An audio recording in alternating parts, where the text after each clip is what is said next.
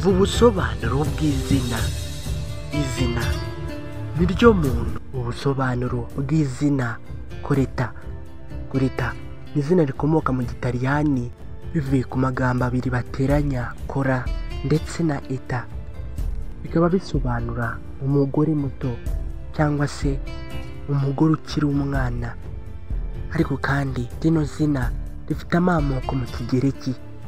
Ikindi wamenya kuri rino zina Coletta no guherera mu mwaka w'1880 ukagera muri 2023 muri Leta Zunze Ubumwe za Amerika bari bamaze kubarura ba Coletta bagera ku 2428.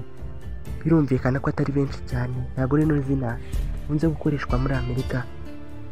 Bimwe mu biranga abantu bitwa ba Coletta: Coletta ni umuntu ugira impuhwe. Coletta aba ashaka ibisobanuro bya buri kintu na buri kantu, kandi Coletta ni umuntu uba ushaka gushimisha bose.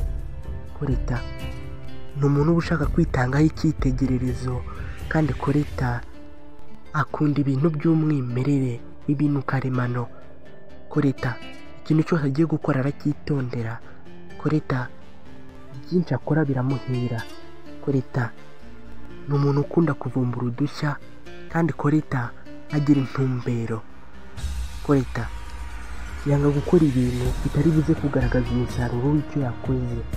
Coletta ni umuntu wigirira icyizere, kandi Coletta aba ari umunyembaraga. Coletta yerekana uko yiyumva ku bandi. Coletta benshi bagufata nk'umuntu utangaje kandi wiyubashye. Umunsi w'amahirwe kuri ba Coletta ni ku wa mbere.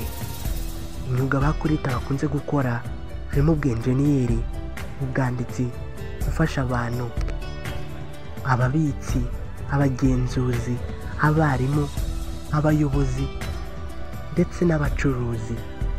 Bamwe mu bantu bamenyekanye cyane biswe rino zina Coletta harimo Coletta Sportking wavutse mu mwaka w'1927 akaza kwitaba Imana muri 2006.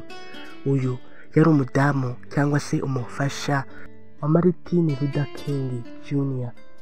Hari kandi Coletta Brown wavutse mu mwaka w'1980 wamenyekanye muri basket. Hari kandi Colette de Oxcox wakunze kugaragara ari gukina akinira Steve Harvey kuri televiziyo. Rero niba witwa Coletta, niba uzi umuntu witwa Coletta, niba uturanye n'umuntu witwa Colette, mwifurije kugira ibihe byiza. Iyo nitwa Aimable Nongira, munyemerere duhure ubutaha.